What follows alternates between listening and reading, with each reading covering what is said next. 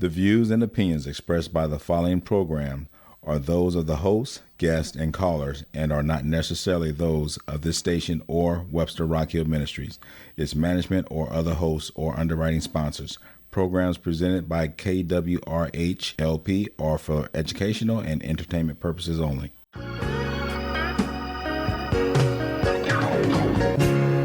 Welcome back to In Tune. This is Arnold Stricker with Ellie Wharton. We're going to take you back to some times where we had an individual on, Tom Ridgely, who talked about the Shakespeare Festival.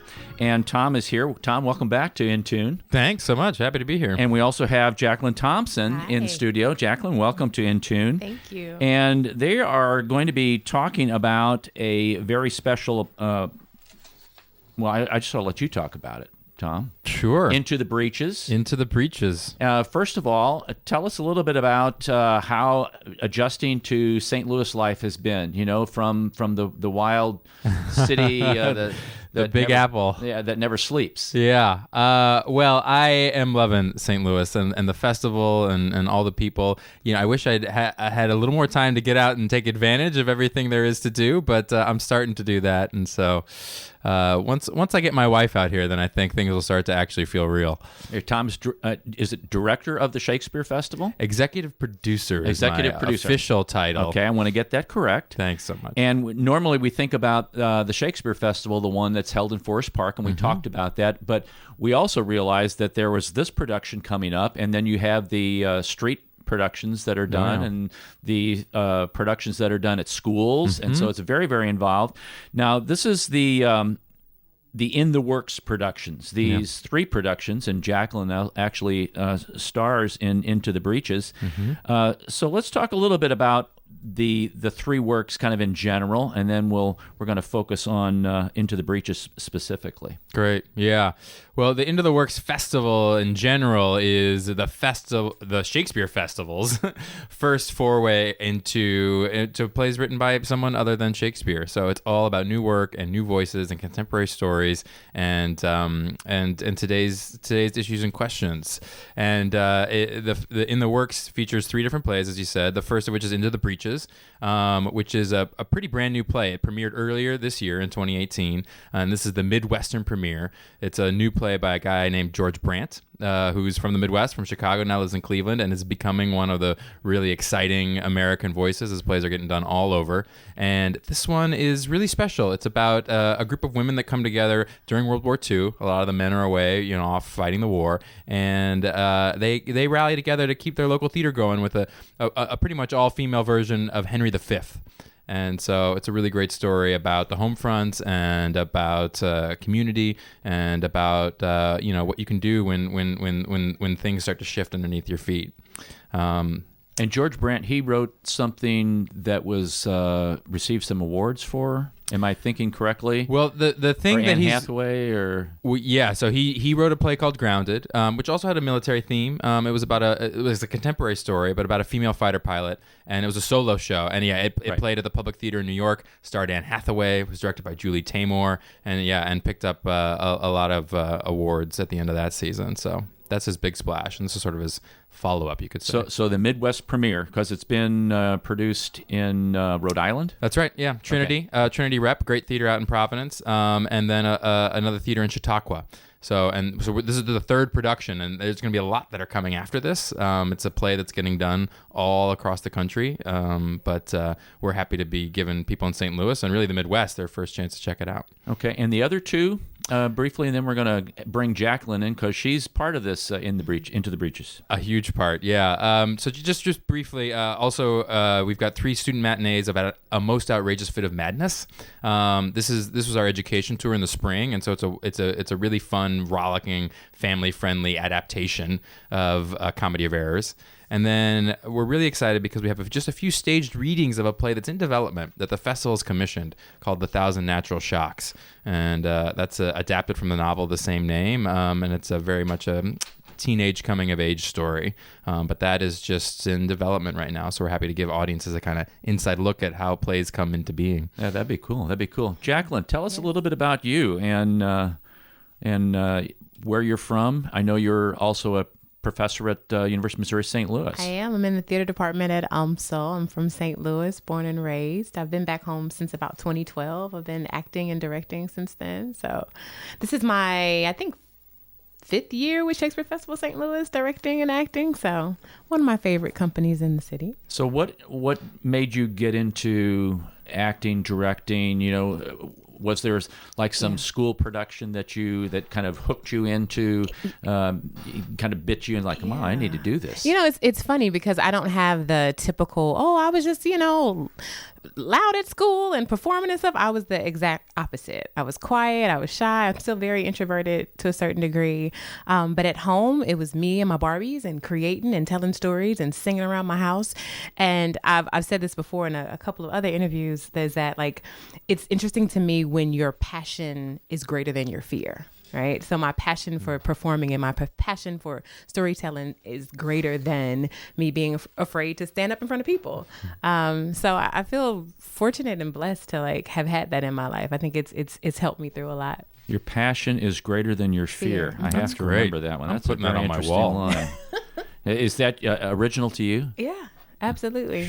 Okay. It's great to get questions like this because I can flesh that out for myself. But that's something that I found. You've performed at the Black Rep, Shakespeare Festival Theater, the Rep here, Christmas Carol, A Kid Like Jake, the New Jewish Theater, the Upstream Theater. What, as a performer, when you look at different venues, different stages, and you have to kind of adapt to different stages and things like that, how is that transition? I'm sure, sometimes they're smaller, sometimes they're larger. Shakespeare Festival's outside. Yeah. What's the adaptation that has to take place within you? It's work on your instrument. It's work on your voice. I was telling the director of this play, Nancy Bell, who's phenomenal.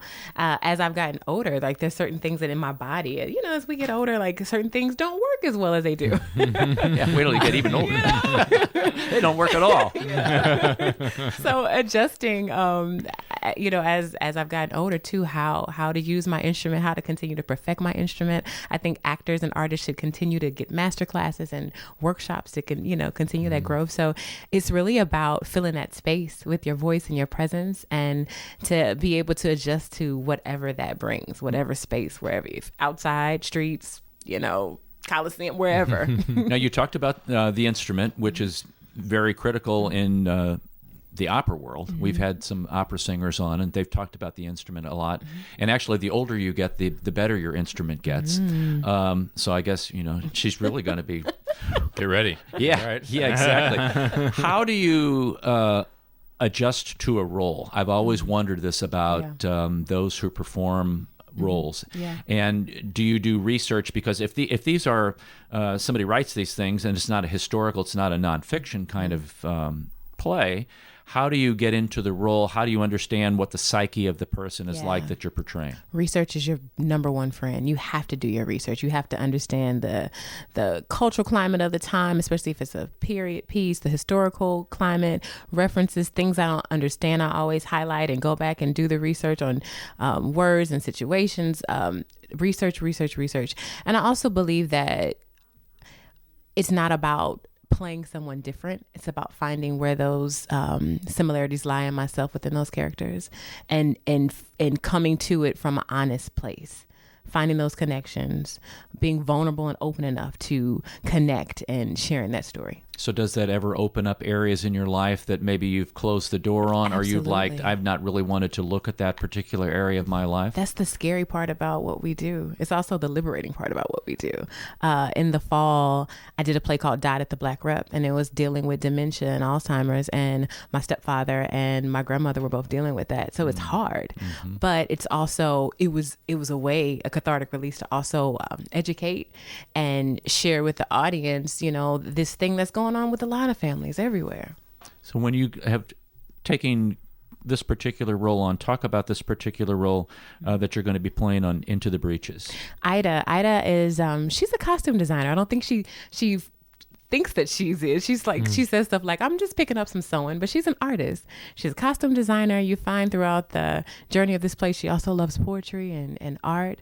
And she's fighting for double victory. She's fighting for her husband abroad, and she's also fighting for justice at home. So that's the really interesting journey of her character, to see her be bold and fearless in this room with these women and making choices to change the narrative of this play and also change the narrative of the city. So how does Henry V play into all of this? So that's the play that the theater is producing. Okay. This all-woman cast of Henry V. That's the play that was planned, and that's the play that Maggie, who's played by Michelle Hand, is seeing through. You know, one of the greatest things, Tom, I think that you guys do is it's not, now this is going to be very biased on my part, it's not a stuffy Shakespeare version of things that are done. They're modernized versions.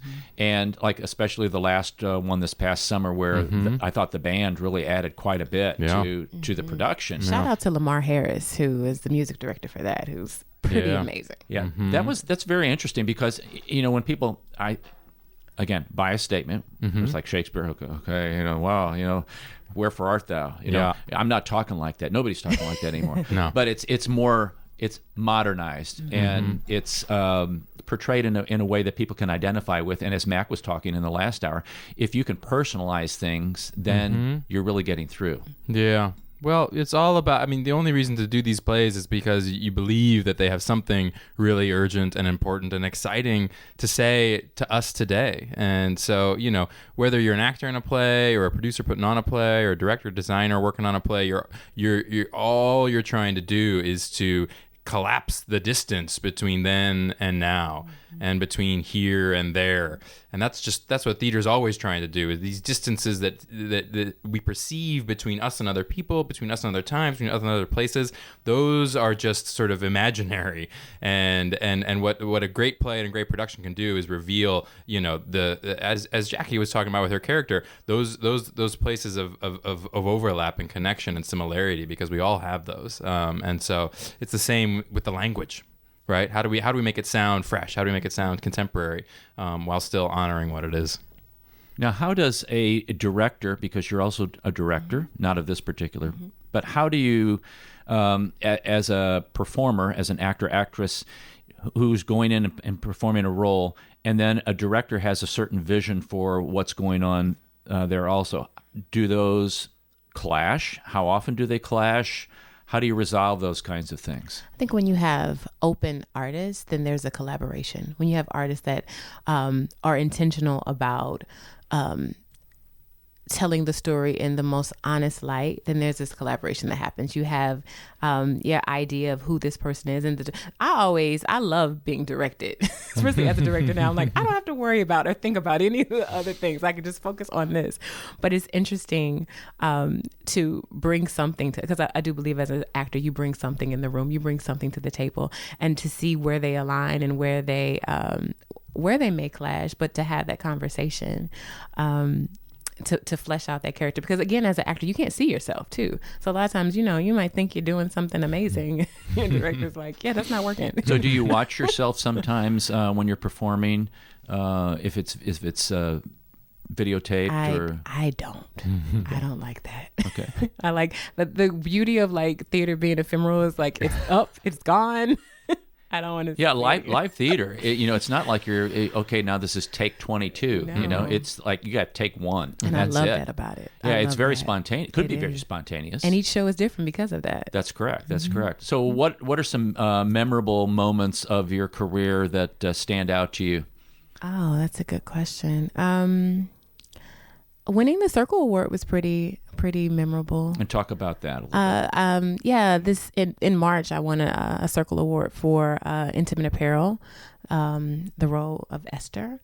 That play meant a lot. It was really close. We had a lot of similarities as far as just ambitions and I think where she was in her world and where I am in my world. So knowing that I gave everything I had to that character and being acknowledged for that felt good, felt rewarding.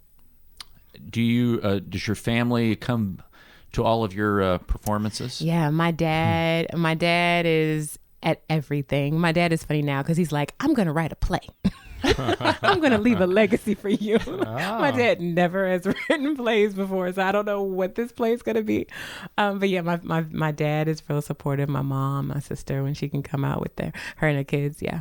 That's great. Yeah. So as you coordinate these things, that's part of your responsibility. Mm-hmm. How do you say, okay, we're going to do this play Into the Breeches, it's out there? Lead us through a process then of finding performers and finding directors, and how do you go about doing that? Do you have to do that like years in advance, or it's months, and yeah, that's sort of the order, right? You pick the play, and then you'll bring on a director. And then the casting process, which brings the actors into the mix, there's always something that's done in partnership with the director. Matter of fact, the director is probably the strongest voice in that room in terms of deciding, who gets cast and in what roles. But, the producer's also there, especially if it's a situation like we have in the summer where we're bringing folks in from out of town, meaning directors who may not know the local acting community as well as we do. So we're there to sort of, advise and consult and recommend. So they know the play inside and out pretty much. I'm sure they do, and how it's visualized in their mind, and maybe they have an understanding of a character who they or a performer who's like, that person would really be good here, or that person would really be good here. Is that how that goes about? It's not like you go. I'm sure there is a book though of performers, let's you don't go, okay, now who can we get for this when you're not thumbing through the book looking for somebody? Well, there's there's the book in your mind. There's the people that you've worked with or Right. that both as as a director or as a producer. And at the beginning, it's really just sort of a hunch. You might have an idea about a certain role that it needs this kind of energy, or it needs this kind of look, or it needs this kind of contrast with this other role. But there's really so much of it you discover when you come into contact with the actors, and I think anytime you start to cast, you find yourself surprised by what an individual will bring to an audition, and so that shifts your thinking around how you imagine your cast. And so it's always, as Jackie's saying, it's a collaboration every step of the way, where the thing is sort of emerging as it comes along. It's not something that you picture at the beginning and then just sort of like walk the steps to getting there. And you hit on something that I kind of wanted to really kind of open up and dig out and peel the onion skin back a little bit, is this whole process of from the selection of the play, which we've kind of talked about, to the director, then choosing performers and then having auditions, because you see on TV, okay, this is how they do. They're sitting in the back of the auditorium and there are people up there on the stage doing their thing. And I'm sure, TV's never like real life. It's kind of like the courtroom things are never what real courtrooms like, or police, or all that kind of stuff. So what is that process like? People get invited to an audition, I'm presuming, and they know a little bit about the play, or you guys keep going with that, because I'm just going off what I've seen on TV.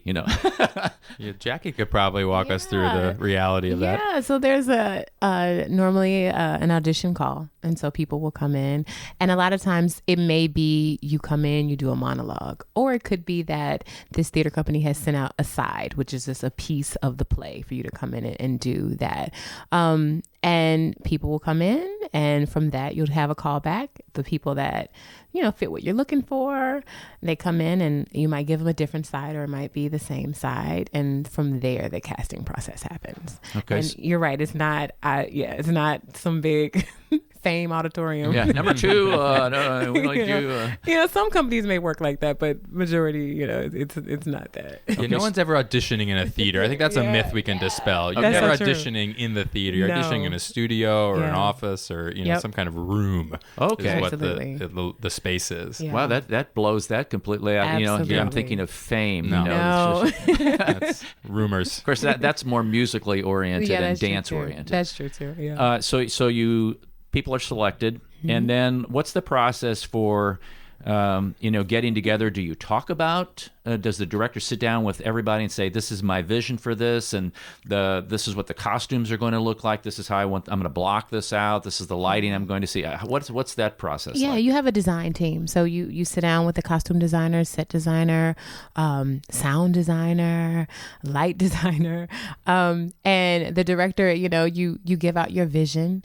And it's always, that's where the magic happens to me, because I can say what I'm thinking that, this world should look like, and you give that and you see what they create from that. And when it works, it's prime example. I just did a student show at UMSL, and the costume designer, it was an adaptation of Alice in Wonderland.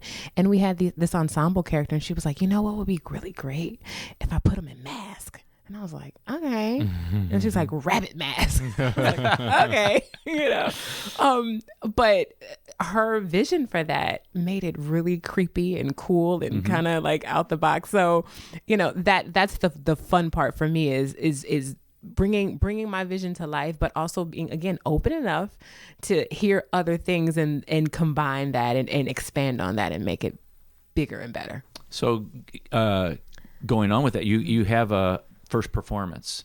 Do you go back and review and say, this worked, this didn't work, we need to change this up a little bit, or things like that? For me, in my experience, once that baby is up, it's up.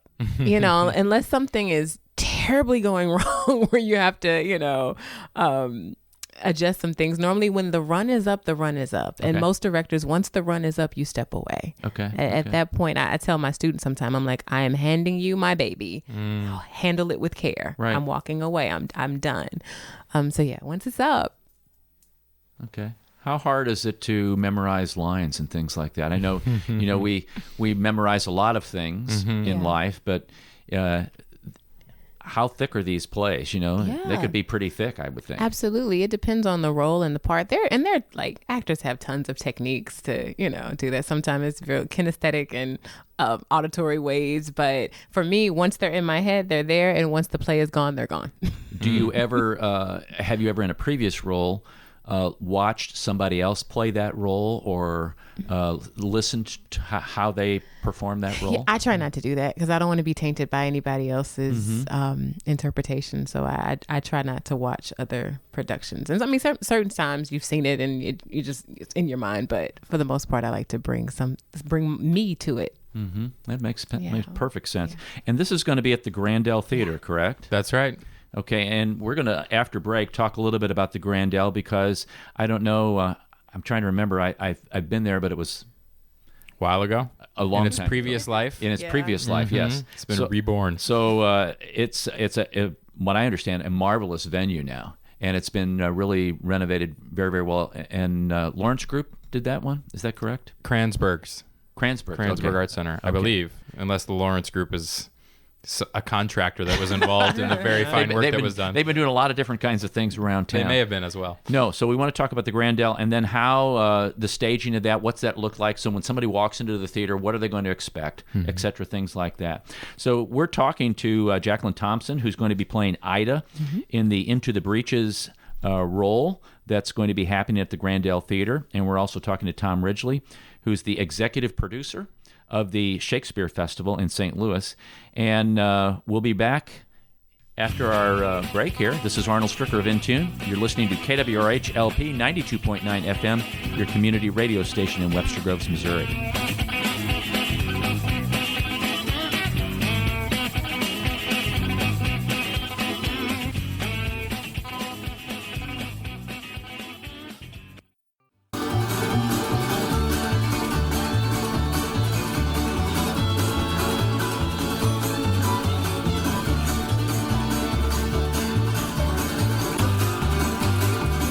Welcome back to In Tune. This is Arnold Stricker with Ellie Wharton. We're talking to Jacqueline Thompson and Tom Ridgely about a performance that's going to be taking place starting October the 28th. Is that correct? That is correct. And that's going to be at the Grandel Theater. And right before break, we were talking about the Grandel. What's that venue like? Like when somebody walks in, what are they going to see? Some people have been to the Fox, so they know what that looks like. They've been to like the Symphony. They know what that looks like. They know what the Muni. If they went to the Muni right now, they would see just a bunch of dirt because they're redoing that stage area down there. What can people experience at the Grandel Theater, Tom?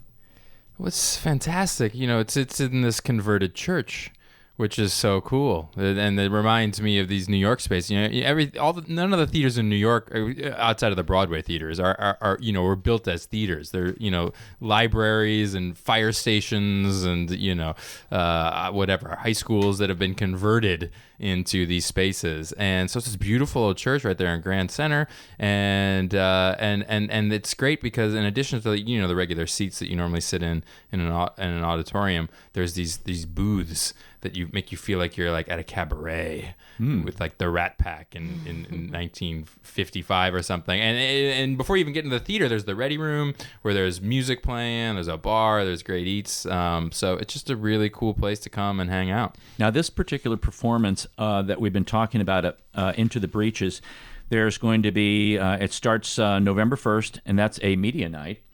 At 7 p.m., but there are 1, 2, 3, 4, 5, 6, 7, 8, 9, 10, 11, 12, 13, 14 performances. There is a matinee on the last day, November 18th. I'm sure there's 2 matinees, November 4th and November 18th. The other productions start at 7 to 8 p.m. How long is Into the Breeches? 2 hour run? No, I'll say about 2 hours, yeah. Intermission in between? Yes. Okay. So people can kind of relax. Absolutely. Maybe get another drink. Maybe go to the restroom. So choose. Both are available. Do what they need to do there. And then we've talked about the entire In the Works productions. I love the title of this. A Most Outrageous Fit of Madness will only be performed three times. That's November 10th, 17th, and 24th, 4 p.m. And then the 1,000 Natural Shocks has 3 performances also, November 6, 7, 8, and 7 p.m., and then 2 10 a.m. performances. Tom, how can people get to know more about these dates and times and costs, et cetera, like that? What should they do? Well, all the information's on our website, which is sfstl.com. Tickets are available through MetroTix, and you can always like us on Facebook, follow us on Twitter and Instagram. There's tons of updates and sort of inside looks that go out through all those various channels. You've never said that before. He that just rolled right off. Facebook, Twitter, and no one's ever Instagram, and so the Facebook page would have pictures of you guys practicing. Jacqueline? Yeah, I think so. There's rehearsal photos. There's video with Jackie talking more about the show, and Nancy Bell, the director. Mm-hmm. Cool, very cool. Okay, so what is Nancy's visions for this? That's a good question. I think the promo video, she said some really eloquent things about what she wants the audience to take away from the work and the challenge and the reward of doing this during this time. Yeah. Because this is 1942, and we were talking off air, and many times, folks, like we talk off air, it should have been on air. We were talking about that your particular character, Ida, moves in and out of this production a little bit, physically moving in and out. And talk a little bit about what you mentioned off air. Oh, I was just saying that sometimes just how characters are written, you have to fill in the blanks. You have to imagine and create the backstory of what this character's life is like outside this world and outside the play. And the more you do that, the more you create a more dimensional character and a more grounded character, and one that I think for the audience is more intriguing and interesting to watch. Okay, so I'm going to ask you, what do you know about the character, and then what don't you know about the character? Oh, yeah. Well, what I know, she has 2 children. Okay. I know that she says that she's just sewing. I don't think she ever really comes into the fact that she's an artist and she's a costume designer. I know that she loves poetry. I know that she enjoys acting in this show. And I know that she's also very intentional about doing her part to make a difference in this world, in this town. She talks, one of the characters inspires her to give blood and do some other, activities in the city. So I know that she's all on board for taking risks and taking chances, and also doing her part as much as she can do, and with the restrictions of the time frame in the war effort. And what don't you know about this character? Oh yeah, I don't know about her husband. I don't know what life was like prior to him going to the war. I don't know what she does when she leaves the space, when she leaves that rehearsal hall. What's life like at home, where she lives? What are her living conditions during this time? So yeah, those are the things that I have to imagine and create. So how do you, and we talked a little bit about this, you create some of those things from your personal experience. Yeah, it and can from be. research, maybe? Research, It's a lot of research is your friend. This play is set in St. Louis. My character, really, I didn't know that. We set it in St. Louis for this production. That makes sense. We're in St. Louis. Yeah, absolutely, right. And so I know that this woman is from the Ville neighborhood. So for me, again, it's continuing that research about what the Ville looked like during that time, and things like that helps flesh it out. Okay. We have actually another guest who's sitting here in studio. She's Son's microphone and Son's headphone. Yeah. For now. Yeah. If you could swing that over, I have a question for her. Mary. Sure. This is Mary McHugh. Hi, Arnold. Hi. And Mary, tell us about our listeners about what you do for the Shakespeare Festival. Well, I do public relations, so trying to make people in the community aware of what's going on and bringing the actors and Tom and everyone to different stations to places like here. Yeah, to talk about it and meet wonderful people like you. So are you responsible for all the Facebook things and all the Twitter and Instagram and everything like that? Well, I work with somebody on the staff, and we try and coordinate what goes out and the messaging that you want to put out there and the information for people when they check in and see what time shows are and where they can buy tickets and things like that. Okay, now this is a really loaded question because you've probably experienced a lot of different, and I don't know if is it actors and actresses or is it just actors? What's the terminology? I use performers. Yeah, I think it's a preference of the individual. Yeah, I think so. Okay, so performers. Actors and actresses. Performers. Those people that you've experienced and seen. Now I know in my personal experience, I used to work backstage when I was in college at the theater, and I remember one particular group of individuals was the Guarneri String Quartet. They were like a bunch of cut-ups. They were telling jokes, and they were telling jokes as they were walking on stage, and they went out there and they knocked it out of the park. Yeah. And then you have somebody who wants a certain temperature of the water, and they want, the fruit to be arranged a certain way, and they were like really, really stuffy, and they got out there and their performance was stuffy. What's your experience looking from the outside in as a PR person with performers? That's a good question. I love meeting the cast before each show. At the beginning, when there's when everybody comes together for the first time for the design team meeting, and everybody walks in the first time, and you've seen their pictures and you've read their bios, and if they're coming in from out of town, it's kind of fun just to see if the bio matches the face. And then throughout the rehearsal process, it's really fun to get to know them.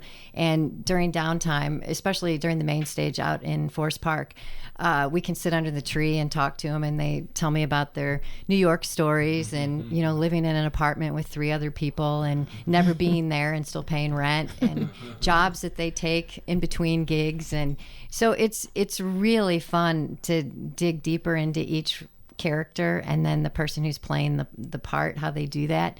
And it's fun. Sometimes they offer acting tips, like out in the park, there's mosquitoes. So what do they do when, the mosquitoes are coming by? They usually the women have beautiful skin because they're trying to, they have the sunscreen on and it's hot, and they have the hats. And they don't want to hear. No. Or a choking sound from something flying into their mouth. So it's really enjoyable to get to know. And then when you see them on stage, you feel like you know this whole other part of them. And yes, sometimes they are joking around backstage, and you go back there and you see a whole different environment just socially. And then when they come out and they're in breeches and overcoats and things like that, it's fun to see the dichotomy of that. Do they, and Tom, this might, all of you, this would be an interesting question for all of you.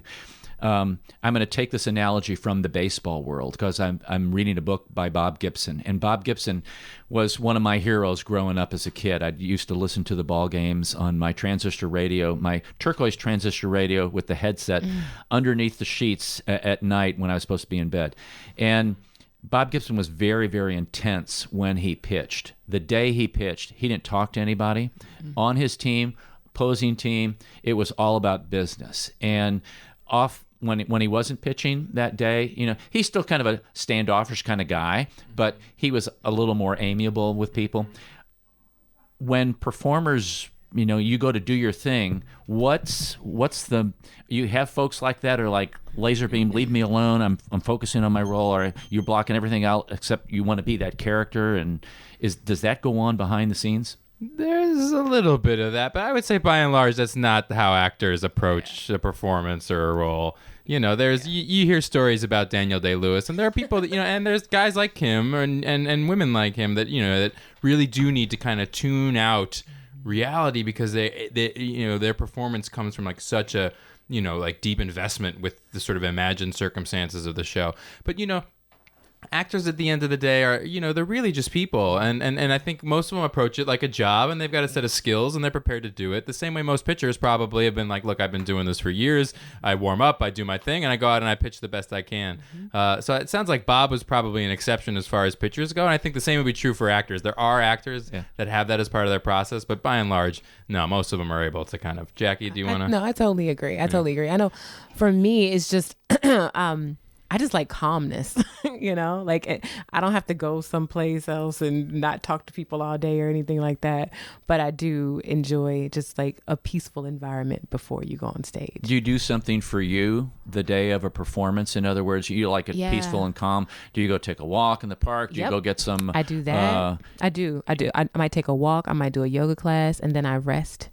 Like right before opening is just something that I do. Like I try not to do anything on the day before opening except that show. Do you go get some Ted Drews to eat right before? No, that's what you don't. Dairy is not good. Dairy, no dairy. No for the dairy. Voice. Okay, No very dairy. interesting. Okay, No. How about eating and how? Because I always like to play on a semi-full stomach. When I play clarinet. Oh, really? Yeah, it's very relaxing to me. It relaxed my Really? ability to breathe. So No, not for me. And I guess everyone's different, but I need to eat light as possible and Pump a just lot of be water? rested, a lot of water, very well rested and real, just calm and grounded as I can be. So that's why yoga and walking is really good. Okay. Before. So I want to go back to Daniel Day-Lewis because when he did Lincoln, my understanding is that he had to be approached as Mr. Lincoln all the time, or on the set or whatever it was. Yeah.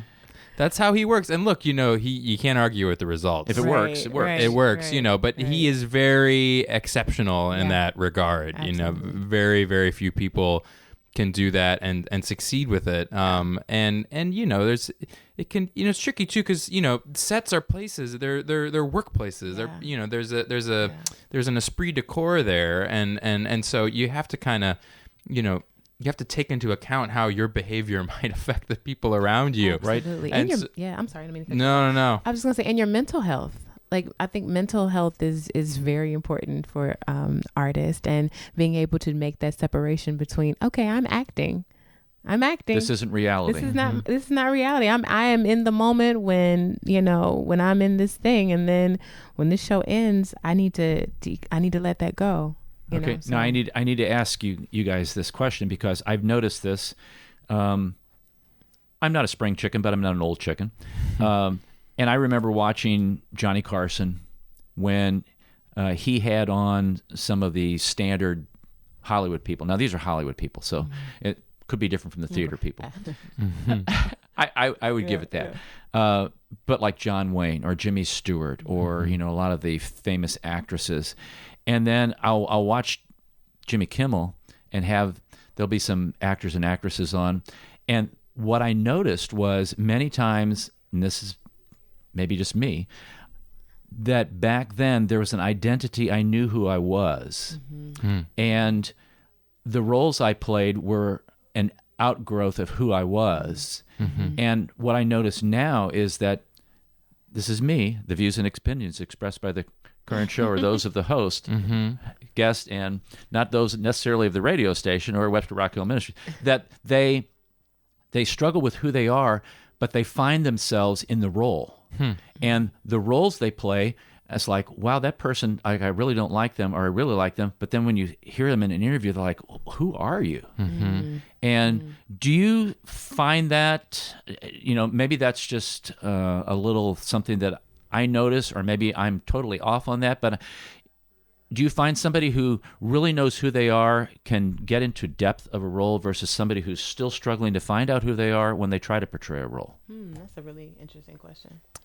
I guess, are you sort of wondering about, because a guy like John Wayne, Jimmy Stewart, you watch the sort of, the variety of roles that they take on, and you might notice that they sort of, with some subtle variations, kind of seem like John Wayne and Jimmy Stewart from role to role. Is that what you're sort of talking about? That sort of coming from that place? Are you talking about when you see them in an interview, they just feel really grounded and really they're grounded. They're knowledgeable about a lot of things. They're very concerned. They're confident in who they are. They're very concerned about other people.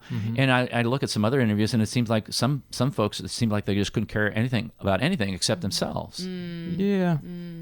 I don't know how much that's changed over time. I think, you get actors that are really, that really have a real strong sense of self. And then you have actors that are really just, don't have that. And that's the artistic kind of temperament that is sometimes there. It's not all the times there. But I'm sure there were plenty of people in the golden age of Hollywood that were just absolute basket cases. That's true. That's true. Who were also, famous and successful. So they just didn't make it on the Tonight Show. Yeah. Maybe. Yeah. Or I don't know, man. You can go back and watch. You see those interviews with Brian Wilson on the Tonight Show, and you realize this individual needs medication. Yes.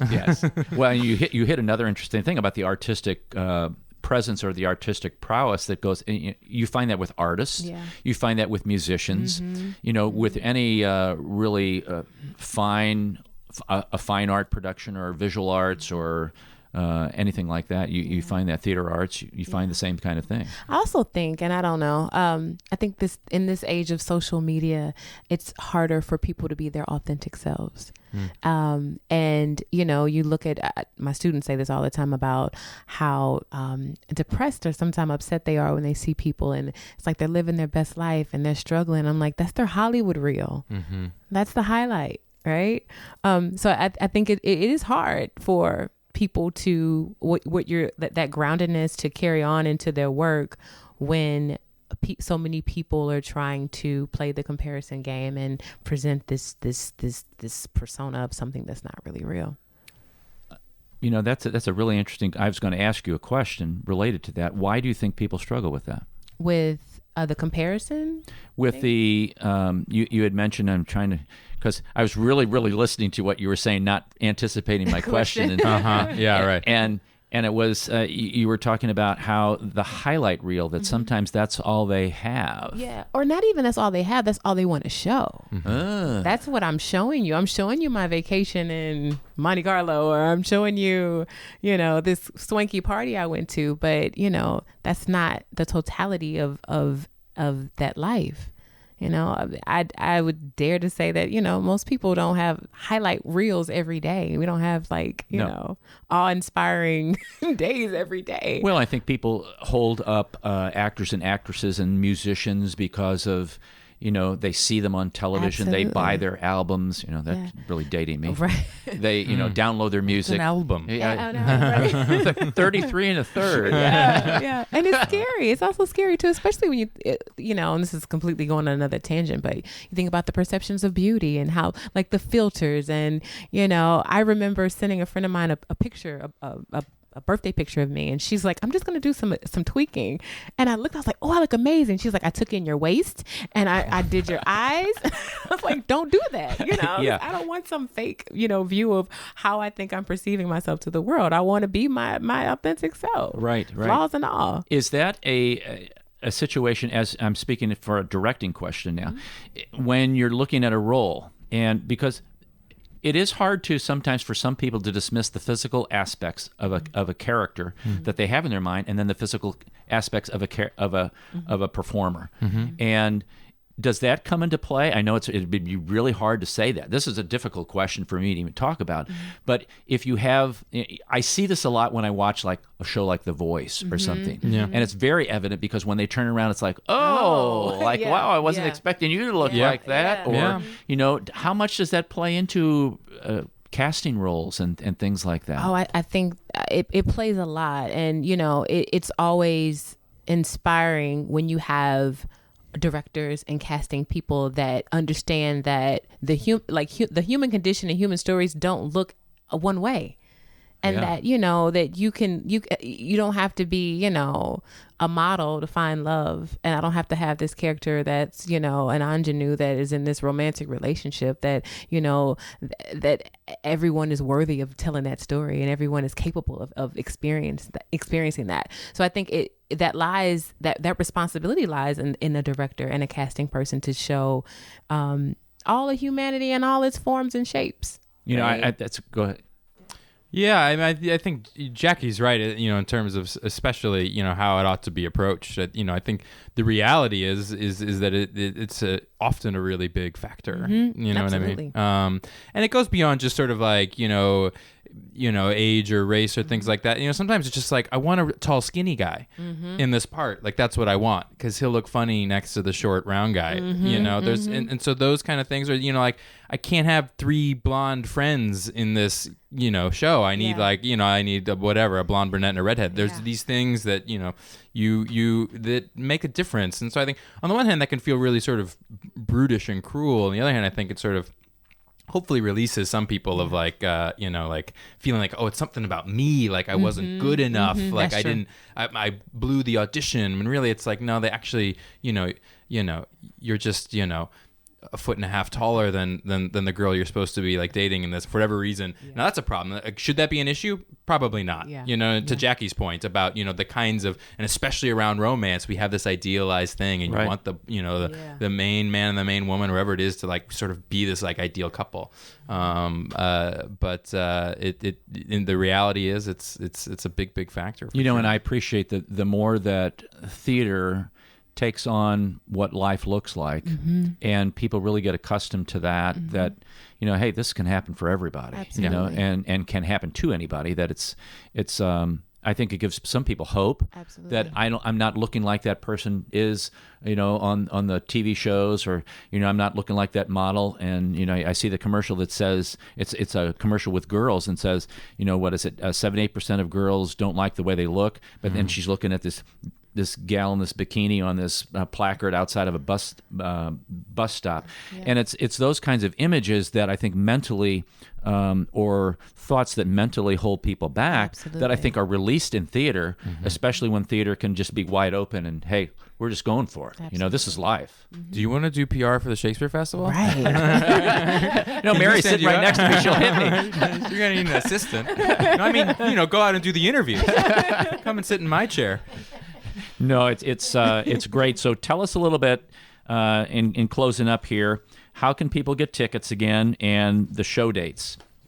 Yeah, absolutely. You can find out more about the show at sfstl.com. More information and tickets are there. Performances start October 28th, and they run through November 24th. And we'd be very happy.